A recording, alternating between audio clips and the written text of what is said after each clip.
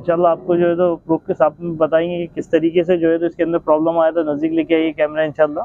अभी जैसे कि देख सकते हैं कोई तो बंदे ने जो तो क्लच पेड वगैरह डाला था, और ये जो है तो इसके अंदर जो है ना, जैसे यहाँ पर जो है तो ये आयल का हिस्सा बंद हो गया। जैसे यहाँ जो है ना एनाबन ट्यूब लगाना नहीं चाहिए, क्योंकि ये आयल के ट्यूब लगाने से जो रबर जो है तो एक आयल की जो जो चैम्बर होता है, जैसे कि नट की जो जगह है जहाँ से आयल बाईपास होता, वहाँ पर जाके घुल गए थे छोटे छोटे टुकड़े, जिसकी वजह से हेड के अंदर आयल नहीं चल रहा था। ये सब जो है तो उसके जो सिस्टम खराबी आ गई। तो बंदों से काम ये है कि जैसे ये सब चीज़ों को खुद ध्यान से करे, क्या करना चाहिए नहीं करना चाहिए, इस तरीके से जो है ये खुद जो है तो करे।